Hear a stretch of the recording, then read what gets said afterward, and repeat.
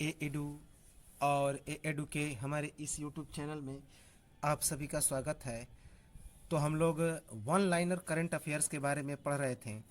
One liners current affairs को हम लोग आगे बढ़ाते हैं और इम्पोर्टेंट करंट अफेयर्स को देखते हैं। तो हमारा जो करंट अफेयर्स है अगला कि असम के गायक, संगीतकार, अभिनेता जिनका नाम था जुबिन गर्ग को बंधन बैंक ने असम राज्य का अपना नया ब्रांड एम्बेसडर नियुक्त किया है। तो असम के गीतकार, गायक, संगीतकार, अभिनेता जिनका नाम था जुबिन गर्ग, तो उन्हें बंधन बैंक ने असम राज्य का ब्रांड एम्बेसडर नियुक्त किया है। ये जो जुबिन गर्ग हैं ये लोकप्रिय असमिया और बॉलीवुड गायक हैं। तो जो जुबिन गर्ग हैं लोकप्रिय असमिया और बॉलीवुड के गायक हैं। बंधन बैंक की स्थापना की बात की जाए तो बंधन बैंक की स्थापना वर्ष 2015 में हुई थी, याद रखेंगे। अगला इंपॉर्टेंट करंट अफेयर्स है, अंतर्राष्ट्रीय सौर गठबंधन में शामिल होने वाला 101वां सदस्य देश कौन बन गया? तो अमेरिका बन गया, याद रखेंगे। कौन बन गया? अमेरिका।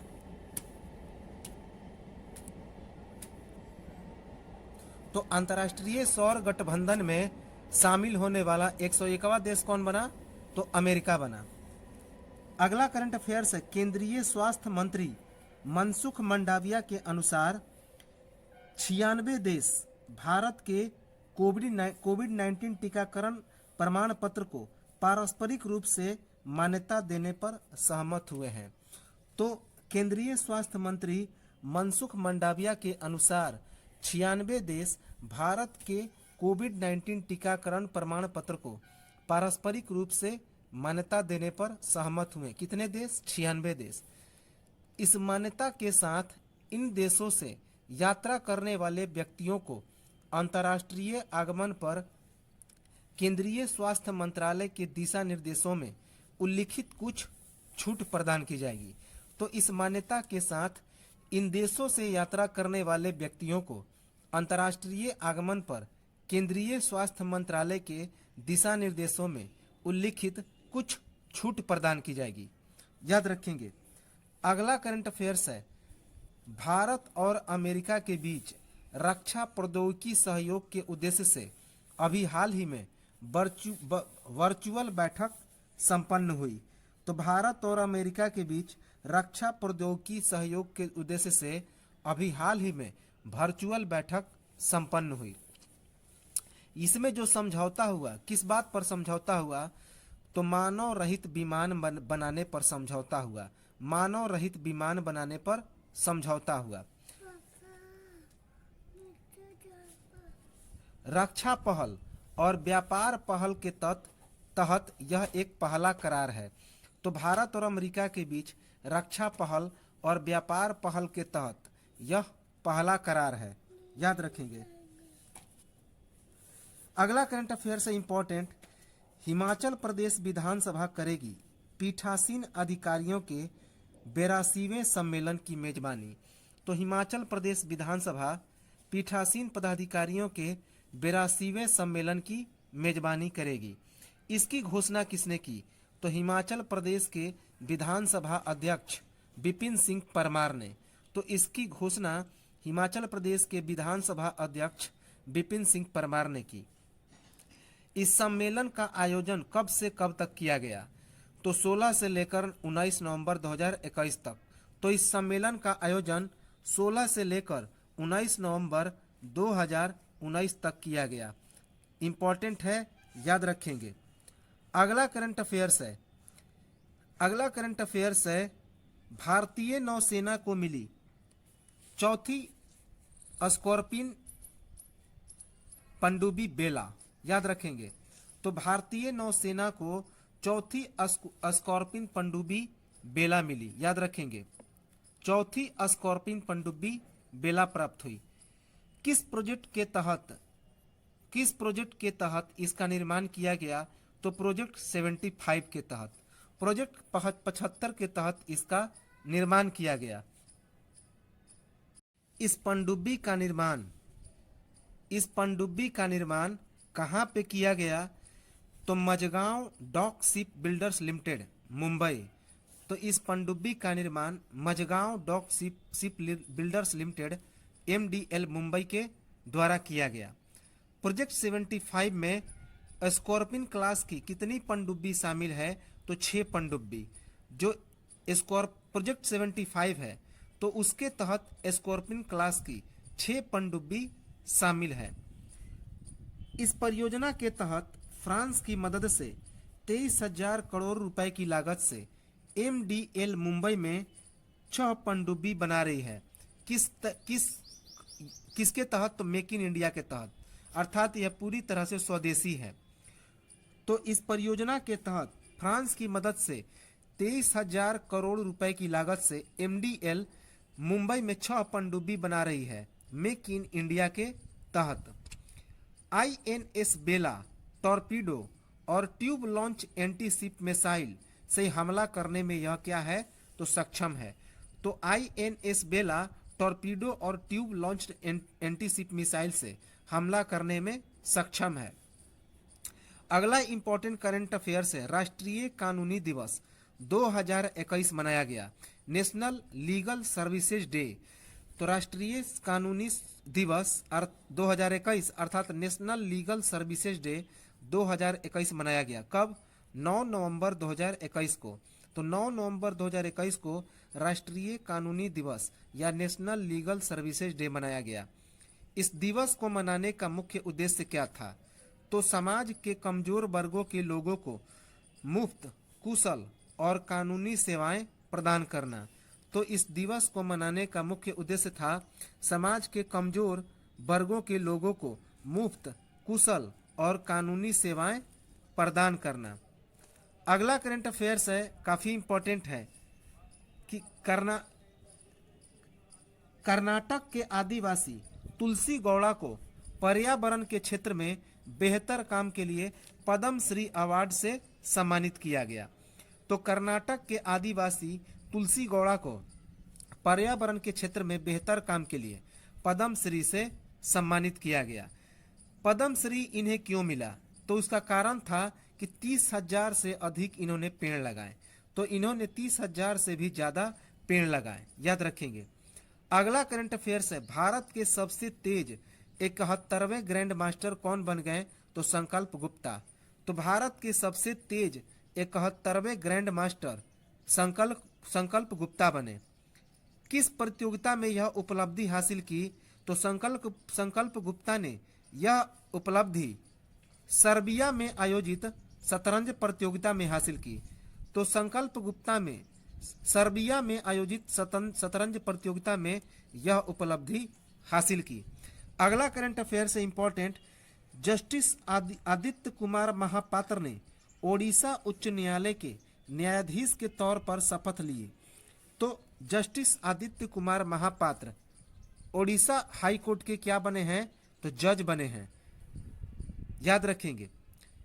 आदित्य कुमार महापात्र के नियुक्ति के बाद ओडिशा उच्च न्यायालय में न्यायाधीशों की संख्या कितनी हो गई? तो 18 हो गई। तो आदित्य कुमार महापात्र की नियुक्ति के बाद ओडिशा के उच्च न्यायालय में न्यायाधीशों की संख्या कितनी हो गई? तो कुल 18 हो गई। इंपॉर्टेंट है। अगला करंट अफेयर्स है, ब्रिटेन के स्वास्थ्य नियामकों ने रोग सूचक कोविड-19 के मामलों के इलाज के लिए दुनिया की पहली गोली को मंजूरी दी है। तो ब्रिटेन के स्वास्थ्य नियामकों ने रोग सूचक कोविड-19 के मामलों के इलाज के लिए दुनिया की पहली गोली को मंजूरी दी है। Medicines and health care products regulatory agency अर्थात MHRA ने कहा कि एंटीवायरल लेगेवेरियो मेलिनुपिराविर को हल्के से मध्यम कोविड-19 वाले लोगों में अस्पताल में भर्ती होने और मृत्यु के जोखिम को कम करने में सुरक्षित और प्रभावी पाया गया है। तो medicines and health care products regulatory agency MHRA ने कहा है कि एंटीवायरल लेगेवेरियो मेलिनुपिराविर को हल्के से मध्यम कोविड-19 वाले लोगों में अस्पताल में भर्ती होने और मृत्यु के जोखिम को कम करने में सुरक्षित और प्रभावी पाया गया है। अगला करंट अफेयर से important, America data intelligence firm the morning consult के सर्वे के मुताबिक दुनिया के विभिन्न नेताओं में प्रधानमंत्री नरेंद्र मोदी को प्रथम स्थान प्राप्त हुआ है। तो America data intelligence firm the morning consult के सर्वे के मुताबिक दुनिया के विभिन्न नेताओं में प्रधानमंत्री नरेंद्र मोदी को प्रथम स्थान प्राप्त हुआ है। इस सर्वे में प्रधानमंत्री नरेंद्र मोदी को कितना अप्रूवल रेटिंग प्राप्त हुआ, तो 70%। तो इस सर्वे में प्रधानमंत्री नरेंद्र मोदी की अप्रूवल रेटिंग कितनी मिली, तो 70%। कितने देशों के राष्ट्र प्रमुखों की लिस्ट में मोदी को प्रथम स्थान मिला, तो 13 देशों के राष्ट्र प्रमुखों की यह रैंकिंग जारी की गई, जिसमें प्रधानमंत्री नरेंद्र मोदी को पहला स्थान मिला। अमेरिका के राष्ट्रपति जो बाइडेन कौन से स्थान पर रहे, तो छठे स्थान पर। अमेरिका के राष्ट्रपति जो बाइडेन छठे स्थान पर रहे, जबकि ब्रिटेन के प्रधानमंत्री बोरिस जॉनसन 10वें स्थान पर रहे। तो ब्रिटेन के प्रधानमंत्री बोरिस जॉनसन कौन से स्थान पर रहे, तो 10वें स्थान पर रहे। अगला इंपॉर्टेंट करंट अफेयर्स है, वेरी हाल ही में नेल्सन मंडेला शांति पुरस्कार किसे मिला, आदित्य नारायण को। तो हाल ही में नेल्सन मंडेला शांति पुरस्कार आदित्य नारायण को डॉक्टरेट की मानद उपाधि से सम्मानित किया गया। याद रखेंगे, तो हाल ही में नेल्सन मंडेला शांति पुरस्कार पार्श्व गायन एवं एक्टिंग के लिए आदित्य नारायण को डॉक्टरेट की मानद की उपाधि से सम्मानित किया गया। खतरों के खिलाड़ी, राइजिंग स्टार, एंटरटेनमेंट की रात, किचन चैंपियन, जी कॉमेडी शो में इन्होंने होस्ट किया था। अगला करंट अफेयर्स है, अमेरिकी सीनेट ने राष्ट्रीय औषधि नियंत्रण नीति के निदेशक की जिम्मेदारी किसे सौंपी, तो राहुल गुप्ता को सौंपी। तो अमेरिकी सीनेट ने राष्ट्रीय औषधि नियंत्रण नीति के निदेशक की जिम्मेदारी राहुल गुप्ता को सौंपी। इसकी खासियत क्या है कि white house office of national drug control policy ONDCP का नेतृत्व करने वाले ये पहले डॉक्टर बने। तो white house office of national drug control policy ONDCP का नेतृत्व करने वाले ये राहुल गुप्ता पहले डॉक्टर बने। अगला करंट अफेयर्स है कि T20 अंतर्राष्ट्रीय क्रिकेट में सबसे तेज अर्थात 53 मैच में 100 विकेट लेने वाले दुनिया के पहले खिलाड़ी कौन बने, तो राशिद खान बने। तो T20 अंतर्राष्ट्रीय क्रिकेट में सबसे तेज 100 विकेट लेने वाले दुनिया के पहले खिलाड़ी कौन बने, तो राशिद खान बने। इन्होंने 53 मैच में 100 विकेट हासिल किया। याद रखेंगे, मात्र 53 मैच में 100 विकेट हासिल किया। राशिद खान कहाँ के खिलाड़ी हैं, तो ये अफगानिस्तान के स्पिन गेंदबाज हैं। तो राशिद खान अफगानिस्तान के स्पिन गेंदबाज हैं। राशिद खान के अन्य रिकॉर्ड क्या है, तो राशिद खान वनडे में भी सबसे तेज 100 विकेट हासिल किए हैं। तो राशिद खान वनडे में भी सबसे तेज 100 विकेट हासिल किए हैं। 76 T20 मैच में 100 विकेट लेने का लसित मलिंगा का इन्होंने रिकॉर्ड तोड़ दिया। तो लसित मलिंगा ने इससे पहले 76 T20 मैच में 100 विकेट हासिल किया था, तो उनका रिकॉर्ड तोड़ दिया राशिद खान ने, और इन्होंने मात्र 53 मैच में ही 100 विकेट हासिल कर लिया। अगला करंट अफेयर से इंपॉर्टेंट कि हाल ही में ऑस्ट्रेलिया के पूर्व ऑलराउंडर एलन डेविडसन का निधन हो गया। तो हाल ही में ऑस्ट्रेलिया के पूर्व ऑलराउंडर एलन डेविडसन का निधन हो गया। इन्होंने 44 टेस्ट में 1328 रन बनाए थे, जिसमें 5 अर्धशतक शामिल था। तो एलन डेविडसन ने 44 टेस्ट मैच में 1328 रन बनाए थे और इन्होंने कुल 5 अर्धशतक बनाया था। अगला है इंपॉर्टेंट कि हाल ही में अमेरिका ने 5 से 11 वर्ष के बच्चों के लिए फाइजर टीके को मंजूरी प्रदान की। तो हाल ही में अमेरिका ने 5 वर्ष से लेकर 11 वर्ष तक के बच्चों के लिए फाइजर नामक एक टीके को मंजूरी दी। कब मंजूरी दी, तो 29 अक्टूबर 2021 को। 29 अक्टूबर 2021 को। इसकी मंजूरी किसने दी? तो अमेरिकी खाद्य और औषधि संस्थान FDA ने। तो इसकी मंजूरी अमेरिकी खाद्य और औषधि संस्थान FDA ने दी। इसी के साथ ही अमेरिका में बच्चों को लगने वाली पहली वैक्सीन कौन बन गई है? तो फाइजर बन गई है। तो इसी के साथ ही अमेरिका में बच्चों को लगने वाली पहली वैक्सीन फाइजर बन गई।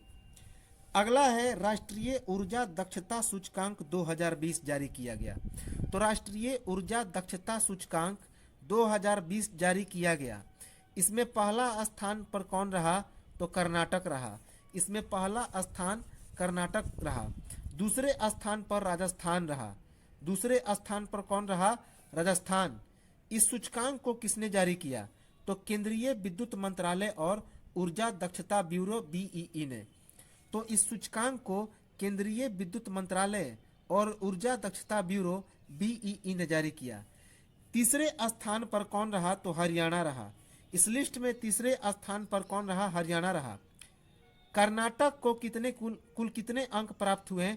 तो 61 अंक। तो कर्नाटक को कुल 61 अंकों की प्राप्ति हुई। राज्य ऊर्जा दक्षता सूचकांक 2020 में समस्त राज्यों का विभाजन 4 भागों में किया गया था। तो 4 श्रेणियों में बांटकर यह सूचकांक जारी किया गया। याद रखेंगे कि राज्य ऊर्जा दक्षता सूचकांक 2020 में समस्त राज्यों का विभाजन 4 श्रेणी में किया गया था, अर्थात 4 श्रेणी में बांटकर यह रैंकिंग निकाली गई। अगला करंट अफेयर से इंपॉर्टेंट कि NCRB की रिपोर्ट के अनुसार देश में हर रोज 31 बच्चे खुदकुशी कर रहे हैं। तो NCRB की रिपोर्ट के अनुसार देश में प्रत्येक दिन 31 बच्चे खुदकुशी कर रहे हैं, अर्थात आत्महत्या कर रहे हैं। आंकड़ों के अनुसार वर्ष 2020 में 18 वर्ष से छोटे बच्चों के द्वारा कुल कितनी आत्महत्याएं की गई? तो 11,396।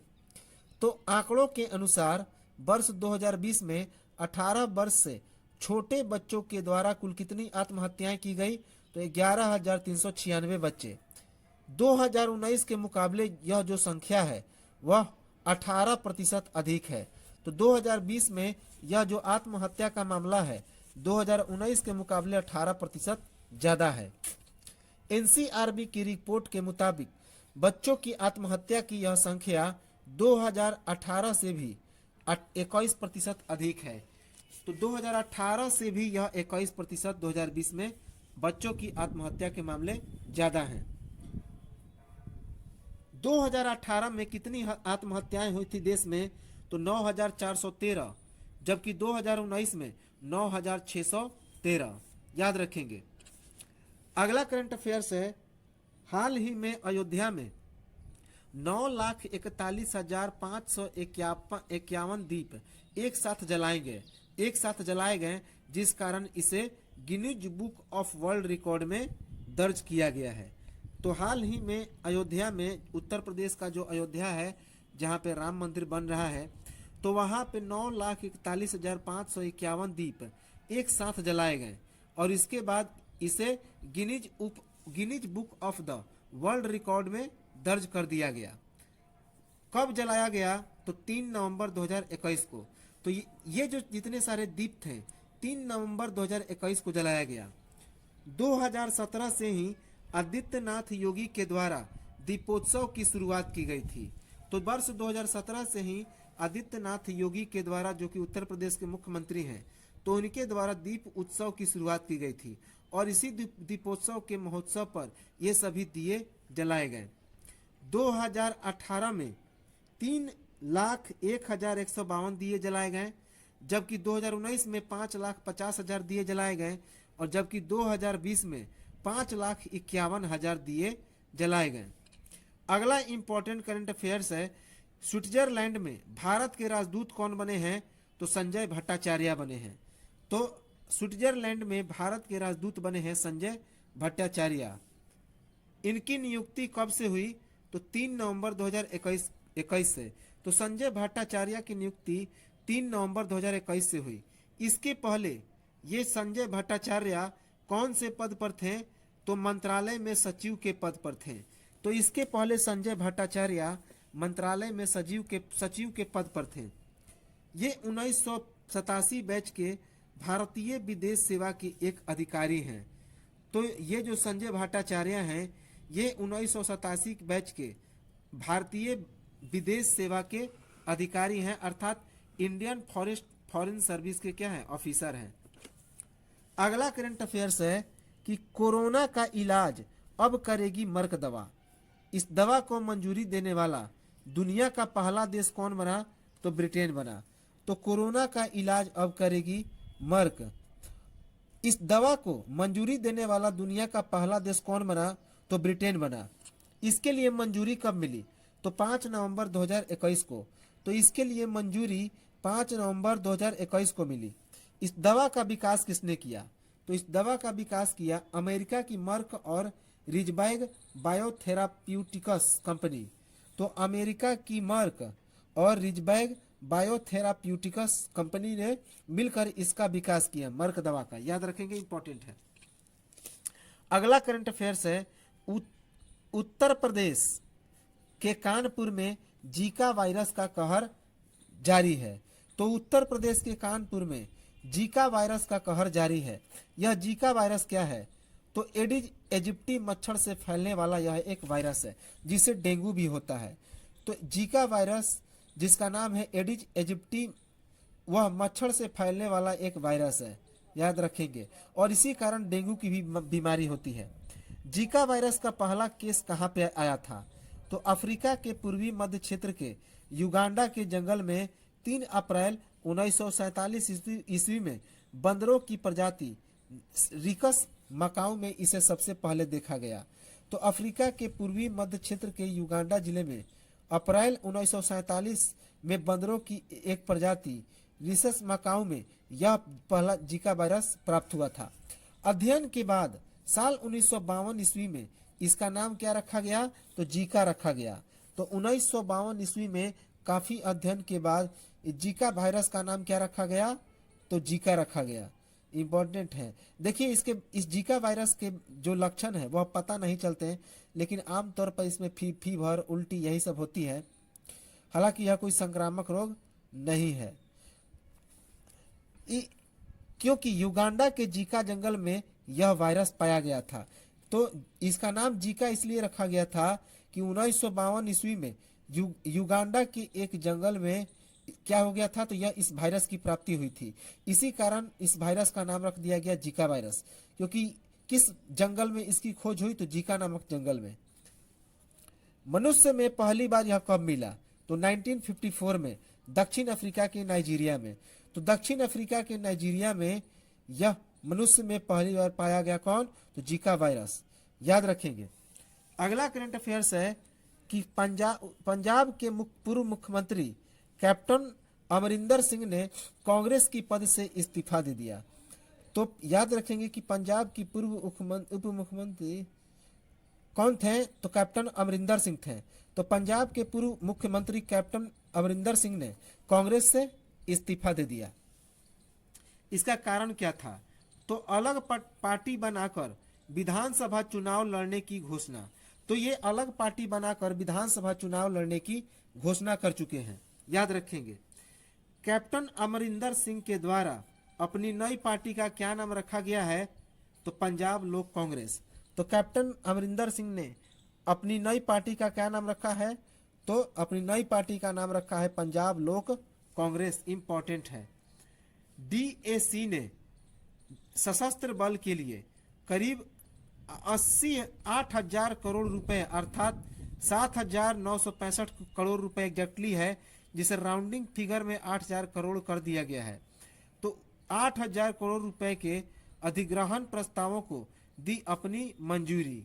तो डीएसी ने सशस्त्र बलों के लिए करीब 8,000 करोड़ रुपए के अधिग्रहण प्रस्ताव, करीब 8,000, इसका मतलब एग्जैक्ट कितना है? तो 7,965 करोड़। तो करीब 8,000 रुपए के अधिग्रहण प्रस्ताव को अपनी मंजूरी दी। डीएसी का मतलब होता है रक्षा अधिग्रहण परिषद। याद रखेंगे। डीएसी का मतलब होता है रक्षा अधिग्रहण परिषद। इंपॉर्टेंट है। अगला करंट अफेयर्स है, इंपॉर्टेंट है कि संयुक्त अरब अमीरात में भारत का राजदूत किसे बनाया गया? तो संजय सुधीर को बनाया गया है। याद रखेंगे कि संयुक्त अरब अमीरात में भारत का राजदूत किसे बनाया गया? तो संजय सुधीर को बनाया गया। इनकी नियुक्ति कब से हुई? तो इनकी नियुक्ति 2 नवंबर 2021 से हुई। तो संजय सुधीर की नियुक्ति 2 नवंबर 2021 से हुई। किसके स्थान पर इन्होंने जगह लिया? तो संजय सुधीर ने किसके स्थान पर जगह लिया? तो पवन कपूर की जगह। तो याद रखेंगे संजय सुधीर ने पवन कपूर की जगह क्या लिया? तो यह संयुक्त अरब अमीरात में राजदूत बने और पवन जो कपूर थे उन्हें संयुक्त अरब अमीरात में भारत के राजदूत के पद से हटा दिया गया। पवन कपूर को अब रूस में भारत का राजदूत बनाया गया है। तो पवन कपूर को वहां से हटा के कहां बना दिया गया? तो रूस में भारत का राजदूत नियुक्त कर दिया गया है। संजय सुधीर कौन है? तो 1993 बैच के भारतीय विदेश सेवा के अधिकारी हैं। तो संजय सुधीर 1993 के आईएफएस अफसर हैं, भारतीय विदेश सेवा के अधिकारी हैं। अगला करंट अफेयर्स है, केंद्रीय शिक्षा मंत्री धर्मेंद्र प्रधान ने 22 भाषाओं में आम बोलचाल वाले वाक्य सीखने में मदद करने वाले संगम ऐप को लॉन्च किया है। तो केंद्रीय शिक्षा मंत्री धर्मेंद्र प्रधान ने 22 भाषाओं में से आम बोलचाल वाले वाक्य सीखने में मदद करने वाले संगम ऐप को लॉन्च किया है। भाषा संगम पहल में 22 भाषाओं के 100 वाक्य दीक्षा प्लेटफॉर्म पर अपलोड हो चुके हैं। तो भाषा संगम पहल में 22 भाषाओं के 100 वाक्य दीक्षा प्लेटफॉर्म पर अपलोड हो चुके हैं। याद रखेंगे, काफ़ी इंपॉर्टेंट है। अगला करंट अफेयर्स है कि स्पेन में भारत के नए राजदूत कौन बने? दिनेश के पटनायक। तो स्पेन में भारत के नए राजदूत दिनेश के पटनायक को बनाया गया है। ये दिनेश के पटनायक 1990 बैच के भारतीय विदेश सेवा के अधिकारी हैं। तो दिनेश के पटनायक 1990 बैच के भारतीय विदेश सेवा के अधिकारी हैं। ये वर्तमान में कौन से पद पर हैं? तो ये वर्तमान में भारतीय सांस्कृतिक संबंध परिषद के महानिदेशक हैं। तो वर्तमान में दिनेश के पटनायक भारतीय सांस्कृतिक संबंध परिषद के महानिदेशक हैं। अगला करंट अफेयर्स इंपॉर्टेंट है कि तमिलनाडु के मुख्यमंत्री एम.के. स्टालिन ने अपने राज्य का स्थापना दिवस 1 नवंबर के बदले 18 जुलाई को मनाने की घोषणा की है। तो तमिलनाडु के मुख्यमंत्री एम.के. स्टालिन ने अपने राज्य का जो स्थापना दिवस है 1 नवंबर के बदले 18 जुलाई को मनाने की घोषणा की है। इसका कारण क्या है? तो 1 नवंबर 1956 ईस्वी को देश में राज्यों का भाषा के आधार पर पुनर्गठन किया गया था। तो 1 नवंबर 1956 ईस्वी को देश में राज्यों का भाषा के आधार पर पुनर्गठन किया गया था, जिसके बाद आंध्र प्रदेश, कर्नाटक और केरल के कुछ हिस्सों को तत्कालीन मद्रास राज्य से निकालकर अलग कर दिया गया था, जो सीमा संघर्ष का एक प्रतीक है। अगला करंट अफेयर्स है, राष्ट्रीय रक्षा कॉलेज के प्रमुख किसे बनाया गया? तो मनोज कुमार मागो को।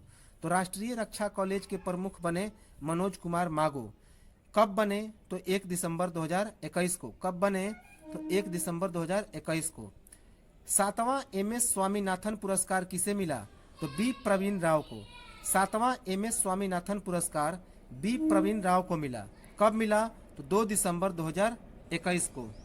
अगला करंट अफेयर्स है, व्यापार रिश्वत जोखिम को आंकने वाली वैश्विक सूची में भारत पिछले वर्ष के अनुसार 5 पायदान खिसककर 82वें स्थान पर पहुंच गया है। तो व्यापार रिश्वत जोखिम को आंकने वाली वैश्विक सूची में भारत पिछले वर्ष के अनुसार 5 पायदान खिसककर 82वें स्थान पर पहुंच गया है। तो याद रखेंगे, व्यापार रिश्वत जोखिम में भारत का स्थान कौन रहा? 82वां, 82। भारत को कुल कितने अंक प्राप्त हुए? तो 44। भारत को कुल 44 अंक प्राप्त हुए हैं। 2020 में भारत का कौन सा स्थान था? तो 77वां स्थान था और उसे कुल 45 अंक प्राप्त हुए थे। तो 2020 में भारत को 77वां स्थान मिला था और कुल इसके 75 अंक मिले थे। इस सूची में कुल कितने देशों को शामिल किया गया? तो 194।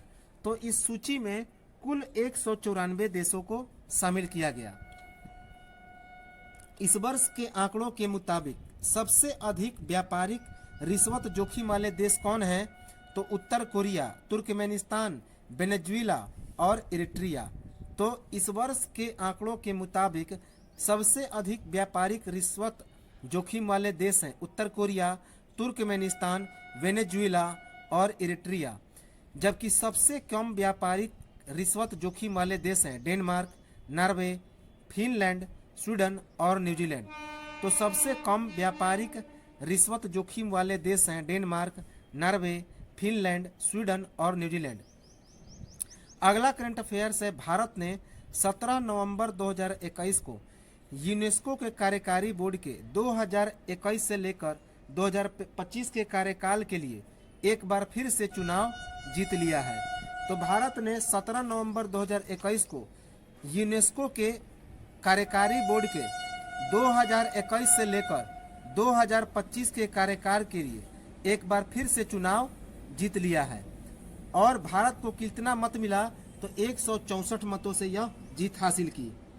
अगला है अंतर्राष्ट्रीय छात्र दिवस 2021 मनाया गया, इंटरनेशनल स्टूडेंट्स डे। तो अंतर्राष्ट्रीय छात्र दिवस कब मनाया गया? तो 17 नवंबर 2021 को। 17 नवंबर 2021 को अंतर्राष्ट्रीय छात्र दिवस मनाया गया। इस दिवस को मनाने का क्या कारण था? तो इस दिवस को मनाने का कारण था कि अंतर्राष्ट्रीय छात्र दिवस चेकोस्लोवाकिया की राजधानी प्राग में नाजियों के द्वारा मारे गए छात्रों की याद में मनाया जाता है। तो अंतर्राष्ट्रीय छात्र दिवस चेकोस्लोवाकिया की राजधानी प्राग में नाजियों के द्वारा मारे गए छात्रों की याद में मनाया जाता है कि चेकोस्लोवाकिया की राजधानी प्राग में नाजियों ने बहुत सारे छात्रों को क्या कर दिया? तो मार दिया था। तो उसी की याद में यह इंटरनेशनल स्टूडेंट डे 17 नवंबर को प्रत्येक साल मनाया जाता है। हाल ही में दिल्ली स्थित रक्षा अध्ययन एवं विश्लेषण संस्थान मनोहर पर्रिकर के नाम पर रखने की घोषणा की गई है। तो हाल ही में दिल्ली स्थित रक्षा अध्ययन एवं विश्लेषण संस्थान को मनोहर पर्रिकर के नाम पर रखने की घोषणा की गई है। रक्षा अध्ययन एवं विश्लेषण संस्थान की स्थापना कब हुई? तो 1965 ईस्वी में रक्षा अध्ययन एवं विश्लेषण संस्थान की स्थापना 1965 ईस्वी में हुई। याद रखेंगे, इंपॉर्टेंट है। अगला करंट अफेयर्स है कि सुप्रीम कोर्ट कॉलेजियम ने देश के पहले समलैंगिक जज बनने को लेकर सौरभ कृपाल को मंजूरी प्रदान की। तो सुप्रीम कोर्ट कॉलेजियम ने देश के पहले समलैंगिक जज बनने को लेकर सौरभ कृपाल को मंजूरी दी। अर्थात देश के पहले समलैंगिक जज कौन बने? तो सौरभ कृपाल। याद रखेंगे, सौरभ कृपाल दिल्ली उच्च न्यायालय के जज बनेंगे। तो सौरभ कृपाल कहाँ के जज बनेंगे? दिल्ली उच्च न्यायालय के। ये एक क्या है? तो ट्रांसजेंडर है। अगला है कि नासा मिशन चंद्रमा। नासा मिशन चंद्रमा अर्थात नासा अब 2025 में अंतरिक्ष यात्रियों को चांद पर भेजेगा। तो नासा मिशन चंद्रमा क्या है? तो इस मिशन के तहत नासा अब 2025 में अंतरिक्ष यात्रियों को चांद पर भेजेगा। पहले अंतरिक्ष यात्रियों को भेजने की योजना कब थी? तो 2024। पहले अंतरिक्ष यात्रियों को भेजने की योजना वर्ष 2024 थी। इसके लिए घोषणा कब की गई? तो 9 नवंबर 2021 को। तो इसके लिए घोषणा 9 नवंबर 2021 को की गई। इसकी घोषणा किसने की? तो नासा के प्रशासक बिल निल्सन ने। इसकी घोषणा नासा के प्रशासक बिल निल्सन ने की। अगला करंट अफेयर्स है important, global drug policy index 2021 जारी किया गया। तो वैश्विक दवा नीति सूचकांक जारी किया गया, ग्लोबल ड्रग पॉलिसी इंडेक्स 2021। इसमें भारत का स्थान कितना रहा? तो भारत 18वें स्थान पर रहा, जिसे कुल 100 में से 46 स्कोर प्राप्त हुआ। तो भारत का स्कोर 18 रहा। भारत 18वें स्थान पर रहा और उसे कुल 46 में से 100 में से 46 स्कोर प्राप्त हुआ। इस सूचकांक को किसने जारी किया? तो हार्म रिडक्शन कंसोर्टियम ने। इस सूचकांक को हार्म रिडक्शन कंसोर्टियम ने जारी किया गया। यह कौन सा संस्करण था? तो ग्लोबल ड्रग पॉलिसी इंडेक्स 2021 यह इसका पहला संस्करण था। इस सूचकांक में कुल कितने देश शामिल हुए? तो 30 देश। इस सूचकांक में कुल 30 देशों को शामिल किया गया। हार्म रिडक्शन कंसोर्टियम नेटवर्क का एक वैश्विक कंसोर्टियम है जिसका लक्ष्य वैश्विक रूप से वॉर ऑन ड्रग्स को चुनौती देना, नुकसान कम करने वाली सेवाओं तक पहुंच बढ़ाना और नुकसान की कमी के लिए संसाधनों को बढ़ाने की वकालत करना है। तो हार्म रिडक्शन कंसोर्टियम नेटवर्क का एक वैश्विक कंसोर्टियम है जिसका लक्ष्य वैश्विक रूप से वॉर ऑन ड्रग्स को चुनौती देना, नुकसान कम करने वाली सेवाओं तक पहुंच बढ़ाना और नुकसान की कमी के लिए संसाधनों को बढ़ाने की वकालत करना है। अगला करंट अफेयर्स है, एक्यूइट ने जताई वित्त वर्ष 2022 की दूसरी तिमाही में भारत की जीडीपी 8.5% बढ़ने की उम्मीद। तो एक्यूइट ने वर्ष 2022 की दूसरी तिमाही में भारत की जीडीपी बढ़ने की उम्मीद कितनी बताई? तो 8.5%। अन्य उम्मीद और क्या क्या बताया इस एक्यूइट ने कि अनुकूल आधार से समर्थन के बीच भारत के Q2 FY22 जीडीपी में साल दर साल आधार पर 5% बढ़ने की उम्मीद है। याद रखेंगे। अगला इंपॉर्टेंट है, इंदिरा गांधी शांति पुरस्कार 2021 प्रदान किया गया। तो इंदिरा गांधी शांति पुरस्कार 2021 किसे मिला? तो प्रथम स्थान मिला गुणवत्तापूर्ण शिक्षा सुनिश्चित करने के लिए इस क्षेत्र में काम करने वाली समाज सेवी संस्था। तो किसे मिला? प्रथम को मिला। तो इंदिरा गांधी शांति पुरस्कार 2021 एक संस्था को मिला जिसका नाम है प्रथम। तो यह गुणवत्तापूर्ण शिक्षा सुनिश्चित करने के लिए इस क्षेत्र में काम करने वाली एक समाज सेवी संस्था है। इस इंदिरा गांधी शांति पुरस्कार का पूरा नाम क्या है? तो इंदिरा गांधी शांति निरस्त्रीकरण और विकास पुरस्कार। तो इंदिरा गांधी शांति पुरस्कार का पूरा नाम है इंदिरा गांधी शांति निरस्त्रीकरण और विकास पुरस्कार। इसमें पुरस्कार के रूप में कितनी राशि दी जाती है? तो 25 लाख रुपए दी जाती है और एक प्रशस्ति पत्र भी प्रदान किया जाता है। तो इसमें पुरस्कार के लिए 25 लाख रुपए और एक प्रशस्ति पत्र प्रदान किया जाता है। इस प्रथम के निर्माता कौन है? तो 1995 ईस्वी में डॉक्टर माधव चौहान और फरीदा लांबे। तो इस प्रथम का निर्माण किसने किया था? तो 1995 ईस्वी में डॉक्टर माधव चौहान एवं फरीदा लांबे ने। अगला इंपॉर्टेंट करंट अफेयर्स है, जो बिडेन और सी जिनपिंग संभावित हथियार नियंत्रण वार्ता पर विचार करने पर सहमत हुए। तो जो बिडेन और सी जिनपिंग संभावित हथियार नियंत्रण वार्ता पर विचार करने पर सहमत हुए। इसके लिए घोषणा किसने की? तो अमेरिकी सुरक्षा सलाहकार जेक सुलिवन ने। इसके लिए घोषणा किसने की? तो अमेरिकी सुरक्षा सलाहकार जेक सुलिवन ने। अगला करंट अफेयर्स है, यूएससीडीसी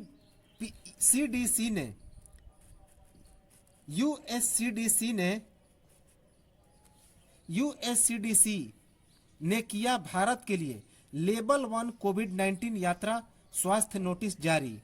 तो यूएससीडीसी ने लेवल 1 कोविड-19 भारत के लिए लेवल 1 कोविड-19 यात्रा स्वास्थ्य नोटिस जारी किया। यूएससीडीसी का मतलब होता है united states centre for disease control and prevention.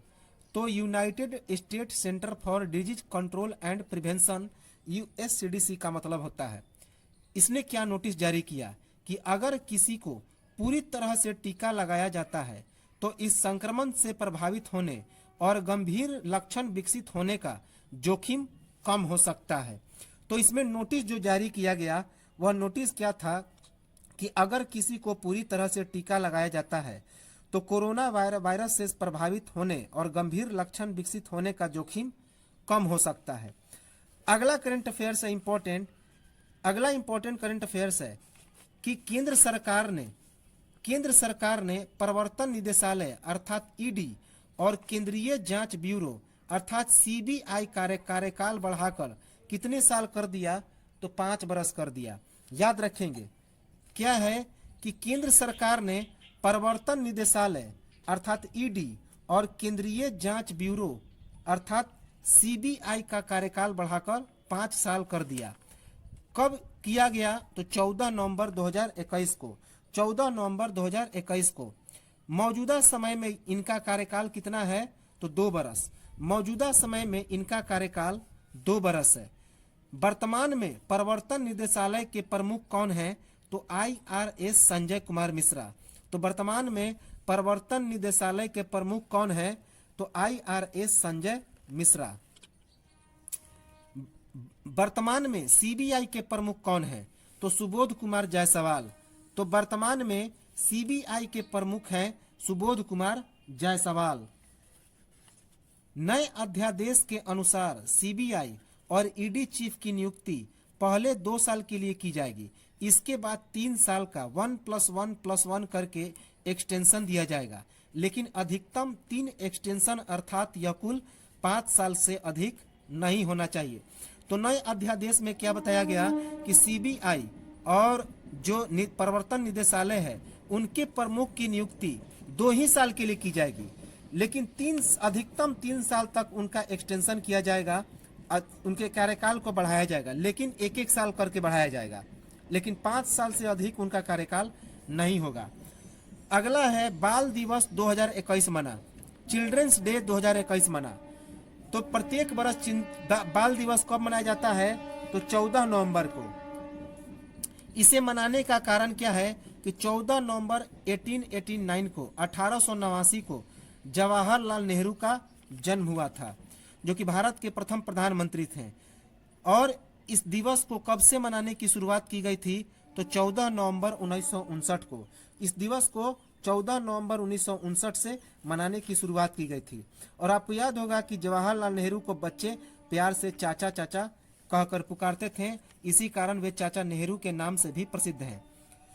अगला इंपॉर्टेंट करंट अफेयर्स है काफी। भारत के 3 शहर दुनिया के 10 सबसे प्रदूषित शहरों में शामिल हो गए। तो भारत के 3 शहरों को दुनिया के 10 सबसे प्रदूषित शहरों में शामिल किया गया, जिसमें पहले स्थान पर है दिल्ली, जिसका औसत AQI 556 है। तो पहले स्थान पर दिल्ली है, जिसका औसत AQI 556 है। चौथे स्थान पर कोलकाता है और छठे स्थान पर मुंबई है। तो सबसे 10 प्रदूषित शहरों में भारत के चौथे स्थान पर दिल्ली है, छठे स्थान पर कोलकाता है और 10वें स्थान पर चौथे स्थान पर कोलकाता, पहले स्थान पर दिल्ली और छठे स्थान पर मुंबई है। इसकी रिपोर्ट किसने जारी की? तो इसकी रिपोर्ट स्विट्जरलैंड स्थित जलवायु समूह AQI की वायु गुणवत्ता और प्रदूषण शहर ट्रैकिंग सेवा ने जारी की। याद रखेंगे। अगला इंपॉर्टेंट करंट अफेयर्स है, काफी इंपॉर्टेंट है कि राष्ट्रीय शिक्षा दिवस मनाया गया। राष्ट्रीय शिक्षा दिवस कब मनाया गया? नेशनल एजुकेशन डे 2021 मनाया गया। तो राष्ट्रीय शिक्षा दिवस 2021 नेशनल एजुकेशन डे 2021 कब मनाया गया? तो 11 नवंबर 2021 को। राष्ट्रीय शिक्षा दिवस 11 नवंबर 2021 को मनाया गया। इस दिवस को मनाने का मुख्य कारण क्या है? तो देश के पहले शिक्षा मंत्री मौलाना अबुल कलाम आजाद का जन्म 11 नवंबर 1888 को हुआ था।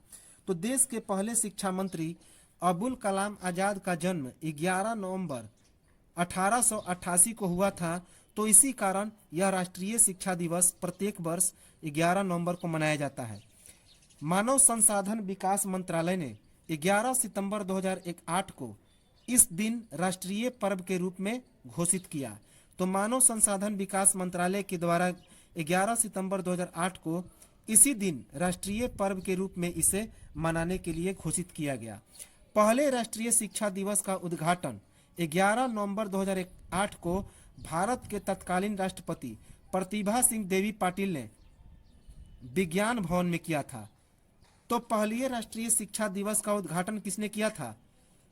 11 नवंबर 2008 को भारत के तत्कालीन राष्ट्रपति प्रतिभा देवी पाटिल ने विज्ञान भवन में किया था। 1952 ईस्वी में मरणोपरांत भारत रत्न, 1958 ईस्वी में 22 फरवरी को इनकी मृत्यु हुई। किनकी? तो अबुल कलाम आजाद को। अगला है भारत और विकास के लिए विश्व विज्ञान, शांति और विकास के लिए विश्व विज्ञान दिवस मनाया गया। तो शांति और विकास के लिए विश्व विज्ञान दिवस मनाया गया 2021। तो शांति और विकास के लिए विश्व विज्ञान दिवस 2021 मनाया गया। कब मनाया गया? तो 10 नवंबर 2021 को। 10 नवंबर 2021 को। इस वर्ष की थीम या विषय क्या है? तो इस वर्ष की थीम या विषय है जलवायु के लिए तैयार समुदायों का निर्माण करना। तो थीम या विषय क्या रही इस वर्ष की? कि जलवायु के लिए तैयार समुदायों का निर्माण। इस दिवस को मनाने की घोषणा किसके द्वारा की गई? तो यूनेस्को के द्वारा 2001 में। इस दिवस को मनाने की घोषणा यूनेस्को ने वर्ष 2001 में की। यह पहली बार कब मना? तो 10 नवंबर 2002 को। पहली बार 10 नवंबर 2002 को मना। इस दिवस को मनाने के लिए क्या उद्देश्य था? तो नागरिकों को विज्ञान के विकास के बारे में सूचित करना। तो इस दिवस का मनाने का उद्देश्य था नागरिकों को विज्ञान के विकास के बारे में सूचित करना। अगला है श्रमिक मित्र योजना, काफी इंपॉर्टेंट है। दिल्ली सरकार के द्वारा एक श्रमिक मित्र योजना लागू किया गया। श्रमिक मित्र योजना, इसकी शुरुआत किसने की? तो दिल्ली सरकार ने। तो श्रमिक मित्र योजना की शुरुआत किसने की? तो दिल्ली सरकार ने। काफी इंपॉर्टेंट है, जिसके एग्जाम में आने की संभावना बहुत ज्यादा है। तो इस श्रमिक योजना में क्या है? इस योजना का मुख्य उद्देश्य है श्रमिकों को सरकारी योजना का लाभ दिलाना। इस योजना का मुख्य उद्देश्य है श्रमिकों को सरकारी योजना का लाभ दिलाना। याद रखेंगे। इस योजना के तहत 700 से 800 श्रमिक मित्रों को तैयार किया जाएगा। तो इस योजना के तहत 700 से लेकर 800 श्रमिकों को तैयार किया जाएगा। इस योजना से मिलने वाली क्या क्या सहायता है? तो इस योजना से क्या क्या सहायता मिलेगी? तो घर निर्माण हेतु 3 से 5 लाख रुपए, घर निर्माण के लिए 3 से लेकर 5 लाख रुपए तक की सहायता मिलेगी। मातृत्व लाभ में 30,000 रुपए तक की सहायता मिलेगी। टूल खरीदने के लिए 20,000 रुपए का लोन मिलेगा। प्राकृतिक मृत्यु पर 1 लाख रुपया मिलेगा। दुर्घटना में मृत्यु पर 2 लाख रुपया प्राप्त होगा। अपंग होने पर 1 लाख रुपए की सहायता राशि दी जाएगी। 3,000 रुपए प्रति माह पेंशन के रूप में मिलेगा। बच्चों की स्कूली शिक्षा एवं उच्च शिक्षा के लिए 500 से लेकर 10,000 रुपए प्रति माह। विवाह हेतु 35 से 51,000 रुपए की सहायता राशि मिलेगी।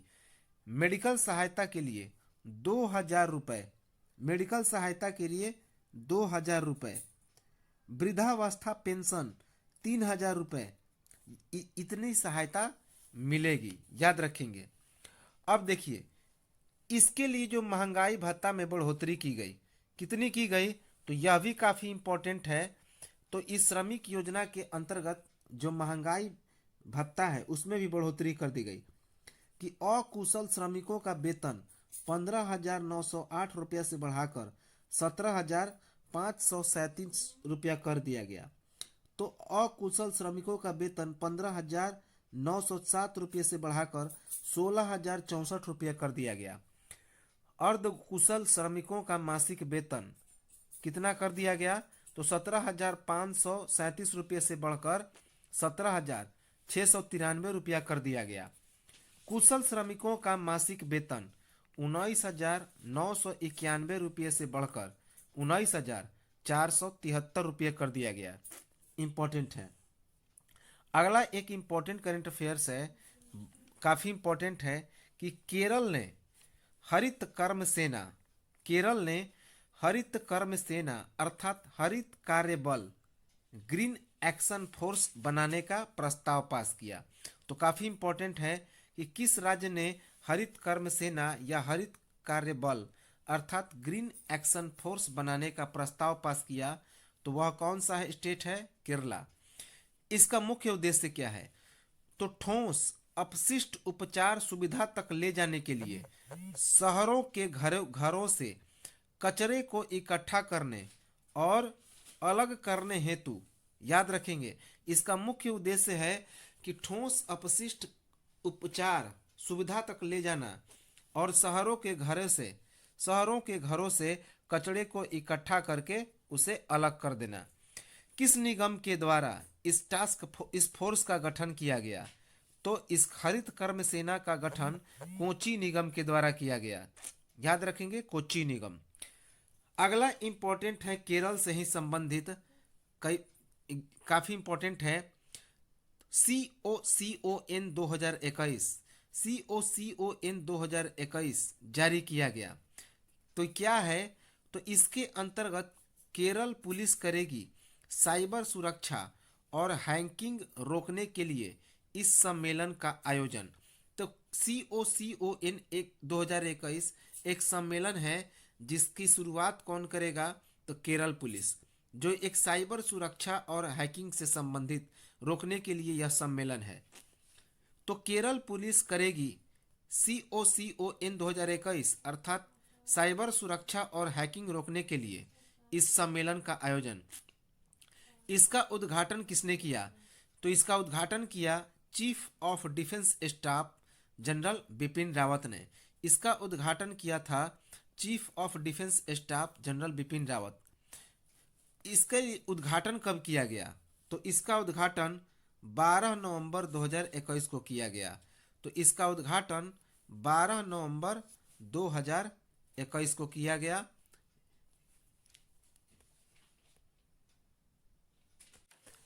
कोकून COCON एक 13 साल पुराना प्लेटफॉर्म है। तो CON क्या है? तो एक 13 साल पुराना प्लेटफॉर्म है। COCON 2021 वार्षिक साइबर सुरक्षा और हैकिंग सम्मेलन है और यह केरल पुलिस के द्वारा आयोजित किया जाता है। तो यह एग्जाम में काफी पूछा जा सकता है कि CON किससे संबंधित है? तो यह केरल पुलिस का एक साइबर सुरक्षा और हैकिंग का एक कार्यक्रम है जो 13 साल पुराना एक प्लेटफॉर्म है। इस सम्मेलन का आयोजन कब से कब तक किया गया? तो इस सम्मेलन का आयोजन 12 से लेकर 13 नवंबर 2021 तक किया गया। तो इस सम्मेलन का आयोजन 12 से लेकर 13 नवंबर 2021 तक किया गया। इस CON सम्मेलन के 2021 की थीम क्या है, अर्थात विषय क्या रही? तो improvise, adopt and overcome. Improvise, adopt and overcome अर्थात सुधार करें, अनुकूलन करें और जीतें। तो याद रखेंगे COCON 2021 का जो सम्मेलन हुआ उसका थीम या विषय क्या रहा? तो इम्प्रोवाइज, एडॉप्ट एंड ओवरकम अर्थात सुधार करें, अनुकूलन करें और जीतें। इस सम्मेलन में कौन कौन से प्रतिनिधि शामिल हुए? तो इस सम्मेलन में कौन कौन से प्रतिनिधियों को शामिल किया गया? तो UAE के साइबर सुरक्षा प्रमुख मोहम्मद अल कुवैती। तो UAE के साइबर सुरक्षा प्रमुख मोहम्मद अल कुवैती, UAE के शेख अहमद बिन फैसल अल कासिमी के शाही कार्यालय के अध्यक्ष टॉमस जलेस्की। तो UAE के शेख अहमद बिन फैसल अल कासमी के शाही कार्यालय के अध्यक्ष टॉमस जलेस्की, इसरो के अध्यक्ष के सिवन, टेक महिंद्रा के प्रबंध निदेशक और मुख्य कार्यकारी अधिकारी P गुरनानी। तो इस सम्मेलन में कौन कौन से प्रतिनिधि को शामिल किया गया? तो UAE के साइबर सुरक्षा प्रमुख मोहम्मद अल कुवैती, यूएई के शेख अहमद बिन फैसल अल कासमी के शाही कार्यालय के अध्यक्ष टॉमस जलेस्की, इसरो अध्यक्ष के सिवन, टेक महिंद्रा के प्रबंध निदेशक और मुख्य कार्यकारी पदाधिकारी पी गुरनानी। इस सम्मेलन की शुरुआत कब से हुई? तो 2008 से। तो इस सम्मेलन की शुरुआत वर्ष 2008 से हुई। और COCON का पुराना नाम क्या था? तो साइबर सेफ। तो याद रखेंगे, इस COCON का पुराना नाम था साइबर सेफ। CON का पुराना नाम क्या है?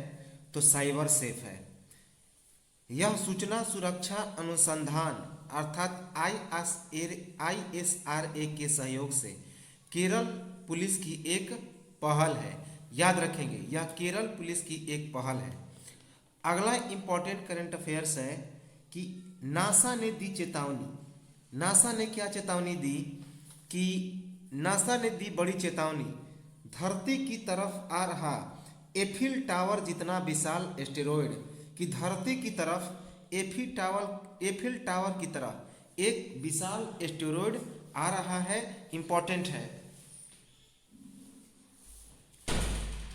इस एस्टेरॉयड का नाम क्या है? तो इस एस्टेरॉयड का नाम है 4660 नेरियस। 4660 नेरियस इस एस्टेरॉयड का नाम है। यह किसका सदस्य है? तो वर्ष 1982 ईस्वी में खोजे गए यह अपोलो ग्रुप का सदस्य है। तो वर्ष 1982 ईस्वी में खोजे गए यह अपोलो ग्रुप का सदस्य है। इसकी लंबाई कितनी है? तो 330 मीटर। इसकी लंबाई 330 मीटर है। अगला इंपॉर्टेंट करंट अफेयर्स है यूनेस्को क्रिएटिव सीरीज नेटवर्क 2021। तो यूनेस्को क्रिएटिव सीरीज नेटवर्क 2021 में भारत का कौन सा शहर शामिल हुआ? तो श्रीनगर, शिल्प और लोक कला श्रेणी के तहत। तो यूनेस्को क्रिएटिव सीरीज नेटवर्क 2021 के तहत भारत का श्रीनगर शिल्प और लोक कला श्रेणी के तहत शामिल हुआ। इस नेटवर्क में कुल कितने शहरों को शामिल किया गया? तो कुल 49 शहरों को। तो इस नेटवर्क में कुल 49 शहरों को शामिल किया गया। याद रखेंगे। अब इस नेटवर्क में कुल कितने शहर हो गए? तो 90 देशों के 295 शहर हो गए। तो अब इस नेटवर्क में कुल 90 देशों के 295 शहर शामिल हो गए। अगला करंट अफेयर से इंपॉर्टेंट है कर्नाटक का फल बेचने वाला हरे काला हजब्बा को मिला पद्मश्री। Very very important. तो कर्नाटक का एक फल बेचने वाला जिसका नाम है हरे काला हजब्बा, उसे पद्मश्री का पुरस्कार मिला। पद्मश्री कब मिला? तो 8 नवंबर 2021 को। 8 नवंबर 2021 को। इसे अक्षर संत के नाम से भी जाना जाता है। हरे काला हजब्बा को अक्षर संत के नाम से भी जाना जाता है। इसी नाम से यह प्रसिद्ध है हरे काला हजब्बा। पद्मश्री क्यों मिला इन्हें?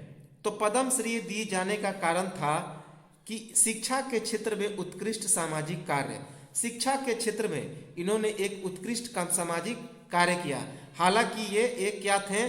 तो स्वयं अनपढ़ थे, लेकिन फिर भी शिक्षा के क्षेत्र में इन्होंने एक उत्कृष्ट कार्य किया। पद्मश्री देश का चौथा सबसे बड़ा पुरस्कार है, भारत का नागरिक सम्मान है।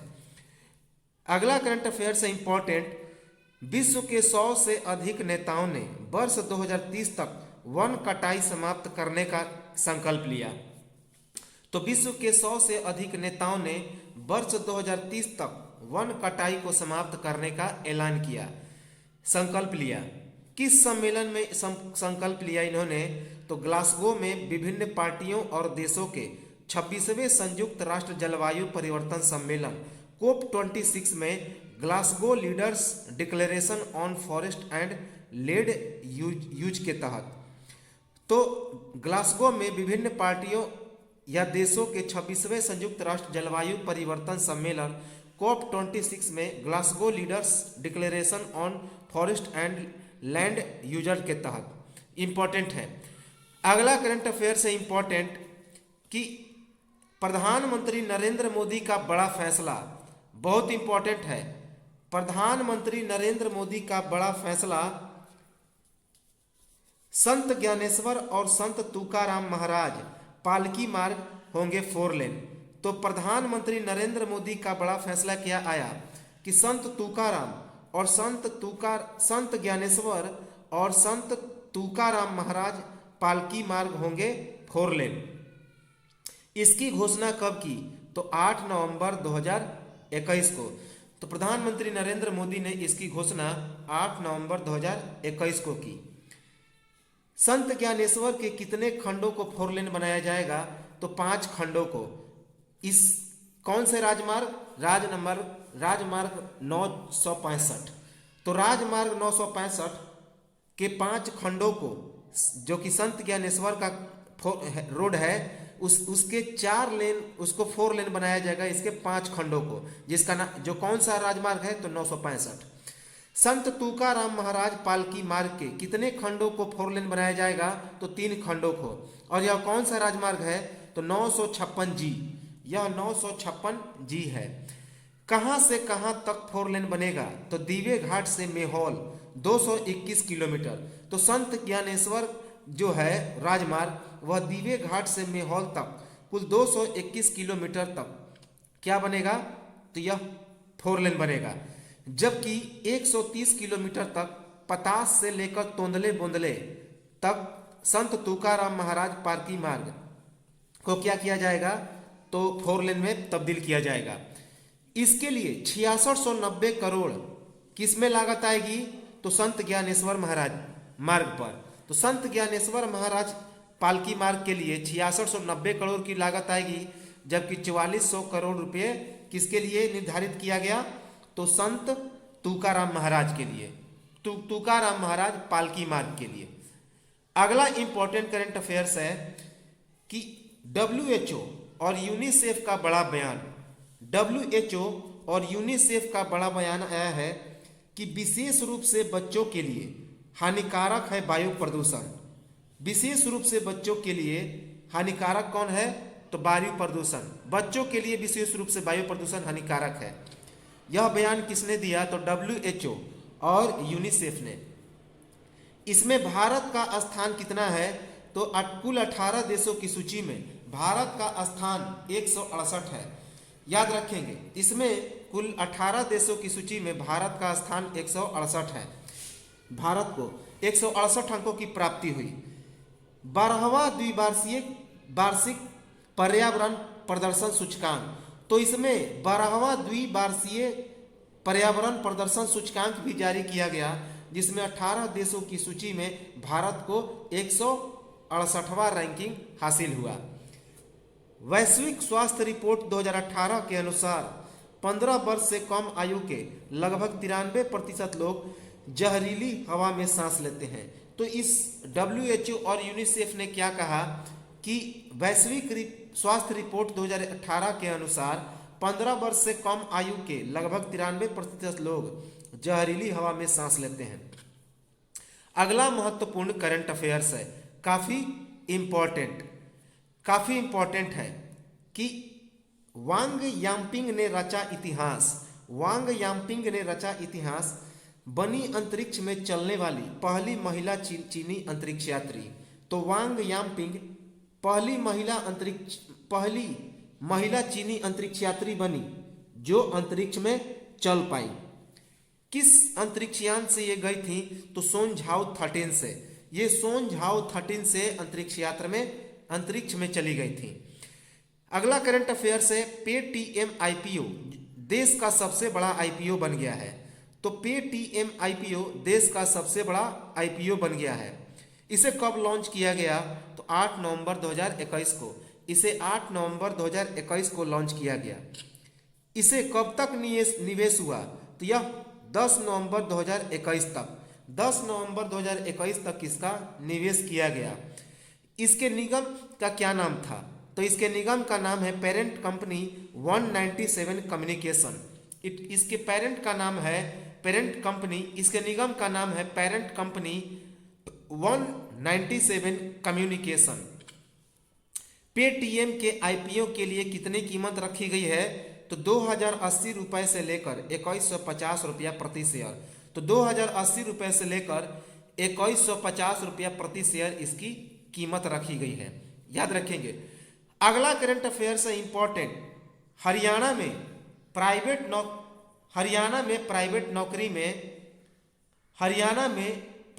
नौकरी में स्थानीय लोगों को मिलेगा 75% का आरक्षण। तो हरियाणा में प्राइवेट नौकरी में वहां के स्थानीय लोगों को 75% का आरक्षण दिया जाएगा। पहले यह कोटा जो था 50,000 रुपये मासिक नौकरियों पर था, पर अब इसे घटाकर 30,000 रुपये मासिक कर दिया गया।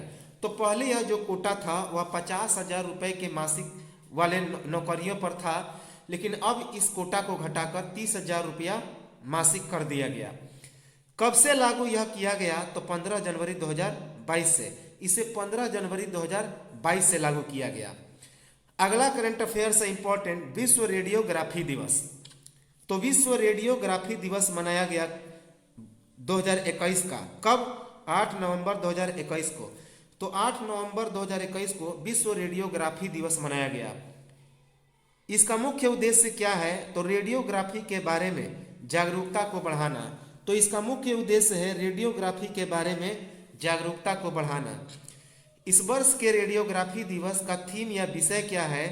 तो क्या था? 2021 का जो रेडियोग्राफी दिवस था तो उसका थीम या विषय क्या था? तो इंटरवेंशनल रेडियोलॉजी, अर्थात रोगी के लिए सक्रिय देखभाल। इंटरवेंशनल रेडियोलॉजी, रोगी के लिए सक्रिय देखभाल। पहली बार यह कब मना? तो यह पहली बार इसी वर्ष 2021 में मनाया गया, याद रखेंगे। 2021 में ही इसे पहली बार मनाया गया। अगला करंट अफेयर से इंपॉर्टेंट कि भारत ने किया स्वदेश में विकसित स्मार्ट एंटी एयरफील्ड हथियार का उड़ान परीक्षण। तो भारत ने स्वदेश में विकसित स्मार्ट एंटी एयरफील्ड हथियार का सफल उड़ान परीक्षण किया। किसके द्वारा इसका विकास किया गया? तो डीआरडीओ और भारतीय सेना के द्वारा। इसका विकास डीआरडीओ और भारतीय वायुसेना के द्वारा किया गया। इसमें कितने उड़ान का परीक्षण किया गया? तो 2 उड़ानों का इसमें परीक्षण किया गया। अगला करंट अफेयर से इंपॉर्टेंट कि इजराइल ने बड़े पैमाने पर इन्फ्लेटेबल मिसाइल डिटेक्शन सिस्टम का किया परीक्षण। तो इजराइल ने बड़े पैमाने पर इन्फ्लेटेबल मिसाइल डिटेक्शन सिस्टम का परीक्षण किया। इसका इस्तेमाल कब किया गया था? तो 11 दिवसीय गाजा युद्ध के दौरान। तो इसका परीक्षण 11 दिवसीय गाजा युद्ध के दौरान किया गया था। अगला है इंपॉर्टेंट, विश्व सुनामी दिवस मनाया गया 2021। तो विश्व सुनामी दिवस 2021 मनाया गया, याद रखेंगे। कौन? विश्व सुनामी दिवस 2021 मनाया गया। कब मनाया गया? तो 5 नवंबर 2021 को। 5 नवंबर 2021 को विश्व सुनामी दिवस 2021 मनाया गया। इस दिवस को मनाने का मुख्य उद्देश्य क्या था? तो भविष्य में आने वाली आपदाओं की तैयारी के लिए सचेत करना। तो भविष्य में आने वाली आपदाओं की तैयारी करना इसका मुख्य उद्देश्य था। पहली बार इसे कब मनाया गया? तो 5 नवंबर 2021 को। तो विश्व सुनामी दिवस को पहली बार 5 नवंबर 2016 को मनाया गया, याद रखेंगे, 5 नवंबर 2016 को।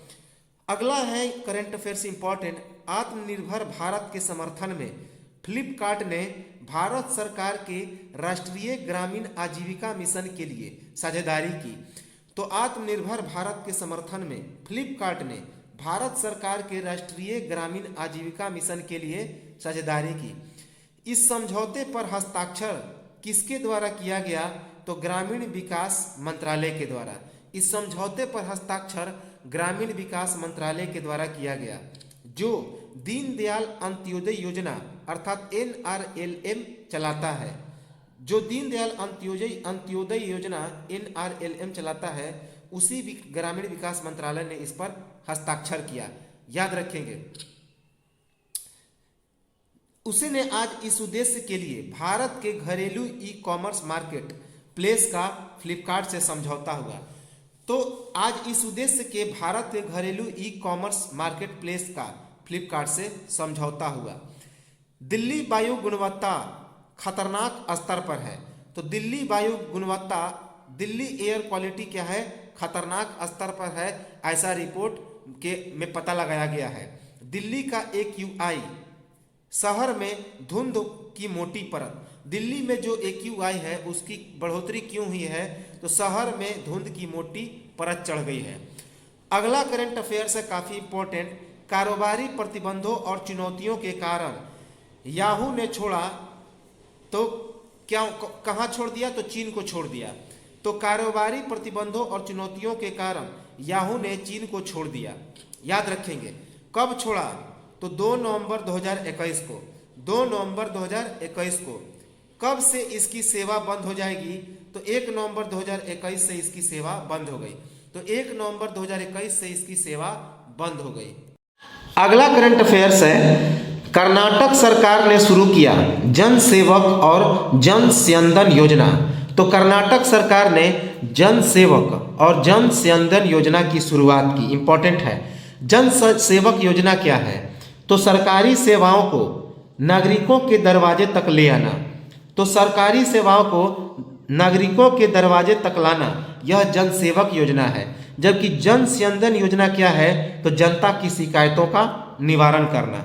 याद रखेंगे, जनता की शिकायतों का निवारण करना जन स्यंदन योजना है, जबकि सरकारी सेवाओं को नागरिकों के दरवाजे तक लाना यह जन सेवक योजना है। किसने शुरू किया, तो कर्नाटक सरकार ने। बहुत इंपॉर्टेंट है। भारत और विश्व बैंक ने मेघालय में स्वास्थ्य प्रणालियों को मजबूत करने के लिए विश्व बैंक और भारत ने समझौता ज्ञापन पर हस्ताक्षर किए। तो भारत और विश्व बैंक ने मेघालय में स्वास्थ्य प्रणालियों को मजबूत करने के लिए समझौता ज्ञापन पर हस्ताक्षर किए। कितने डॉलर का हस्ताक्षर किया गया, तो $40 मिलियन का। तो $40 मिलियन का हस्ताक्षर हुआ। अगला इंपॉर्टेंट करंट अफेयर्स है कि ओडिशा ने की इलेक्ट्रिक वाहनों के लिए पूर्ण कर छूट की घोषणा। तो इलेक्ट्रिक वाहनों पर पूर्ण कर के छूट की घोषणा किसने की, ओडिशा सरकार ने। इलेक्ट्रिक वाहनों पर किस अधिनियम के तहत यह छूट दिया जाएगा, तो ओडिशा मोटर वाहन कराधान अधिनियम के तहत। तो ओडिशा मोटर वाहन कराधान अधिनियम के तहत यह छूट दिया जाएगा। और यह छूट कब तक मिलेगा, तो वर्ष 2025 तक। यह छूट वर्ष 2025 तक मिलेगा। दोपहिया, तिपहिया और चारपहिया वाहनों पर कितना सब्सिडी बढ़ा दिया गया, तो 15%। तो दोपहिया, तिपहिया और चारपहिया वाहनों पर 75% का सब्सिडी बढ़ा दिया गया। संबंधित वाहनों पर अधिकतम राशि 5,000 रुपये, 12,000 रुपये और 1 लाख रुपये से अधिक नहीं होनी चाहिए। लेकिन इसमें यह बात भी कहा गया कि संबंधित वाहनों पर जो अधिकतम राशि है वह 5,000, 12,000 और 1 लाख रुपए से अधिक नहीं होनी चाहिए। इंपॉर्टेंट है। अगला इंपॉर्टेंट करंट अफेयर्स है, आतंक पर अब लगेगा अंकुश। जम्मू कश्मीर में NIA की तर्ज पर SIA अर्थात स्टेट इन्वेस्टिगेशन एजेंसी, जिस प्रकार नेशनल इन्वेस्टिगेशन एजेंसी था, तो उसी प्रकार जम्मू कश्मीर में NIA की तर्ज पर SIA अर्थात स्टेट इन्वेस्टिगेशन एजेंसी अर्थात राज्य जांच आयोग का गठन किया गया। इसके लिए मंजूरी कब मिली, तो 1 नवंबर 2021 को। तो इसकी मंजूरी 1 नवंबर 2021 को मिली। इसमें मूल वेतन का 25% विशेष प्रोत्साहन राशि SIA में तैनात कर्मचारियों को दिए जाएंगे। तो इसके तहत मूल वेतन का 25% विशेष प्रोत्साहन राशि SIA में तैनात कर्मचारियों को दिए जाएंगे। अगला है कि भारतीय पर्वतारोहण फाउंडेशन की पहली महिला अध्यक्ष कौन बनी, तो हर्षवंती बिष्ट। काफी इंपॉर्टेंट है कि भारतीय पर्वतारोहण फाउंडेशन की पहली महिला अध्यक्ष हर्षवंती बिष्ट बनी। हर्षवंती बिष्ट कहाँ की है, तो उत्तराखंड की जानी मानी पर्वतारोही हैं। तो हर्षवंती बिष्ट उत्तराखंड की जानी मानी पर्वतारोही हैं। इन्हें कुल 160 में से 60 मत प्राप्त हुए। तो इन्हें कुल 107 में से 60 मतों की प्राप्ति हुई। अगला इंपॉर्टेंट करंट अफेयर्स है, कि सूडान देश के नए प्रधानमंत्री कौन बने हैं? अब्दुल्ला हमदोक। काफी इंपॉर्टेंट है कि सूडान देश के नए प्रधानमंत्री अब्दुल्ला हमदोक बने हैं। प्रधानमंत्री बनने से पहले ये कौन से पद पर थे? तो दक्षिण अफ्रीका के लिए संयुक्त राष्ट्र आर्थिक आयोग, अफ्रीकी विकास बैंक और इथियोपिया में व्यापार और विकास बैंक में एक विशेष सलाहकार थे।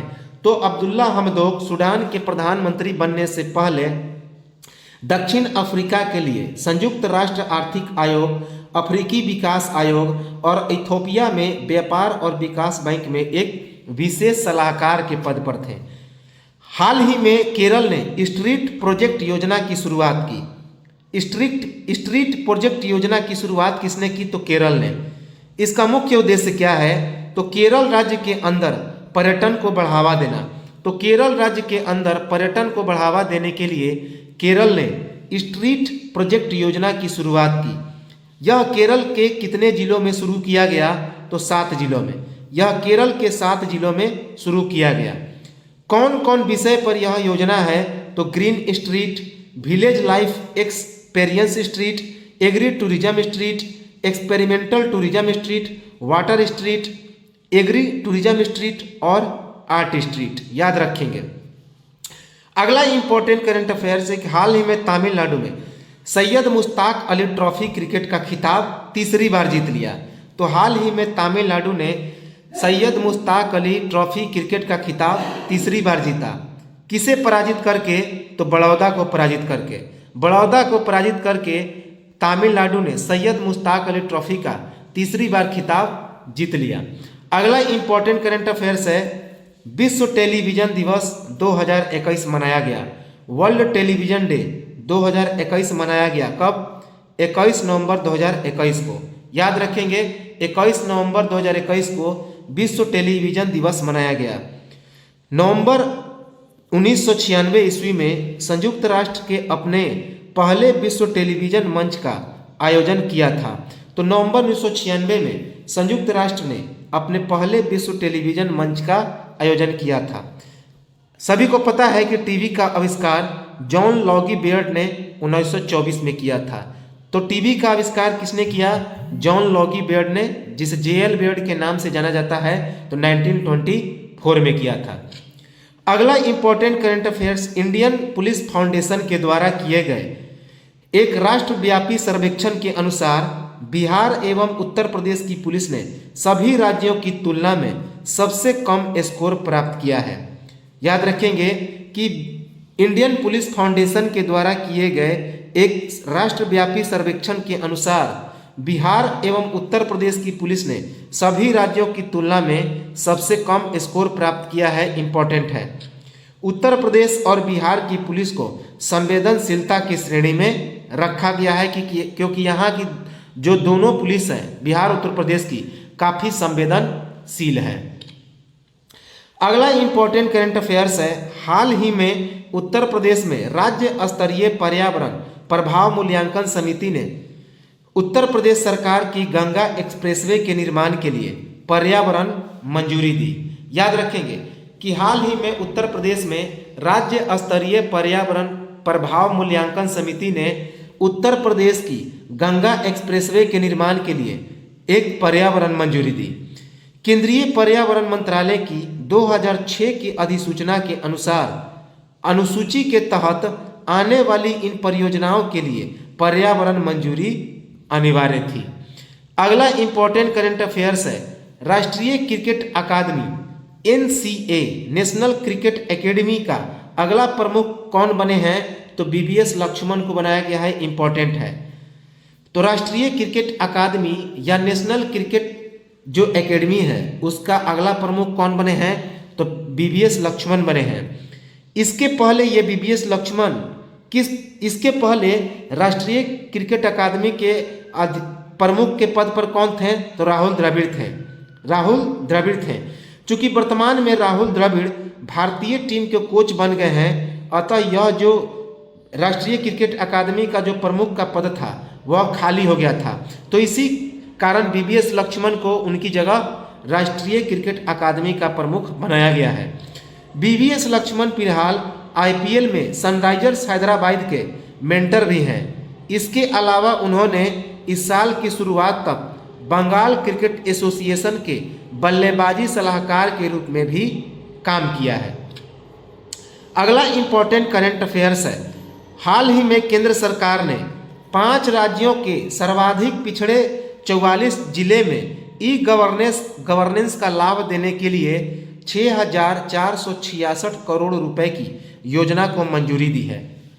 तो हाल ही में केंद्र सरकार ने 5 राज्यों के सर्वाधिक पिछड़े 44 जिलों में ई गवर्नेंस का लाभ देने के लिए 6,466 करोड़ रुपए की योजना को मंजूरी दी। सबसे ज़्यादा गांव किसके शामिल हैं? तो उड़ीसा के 3,933 गांव।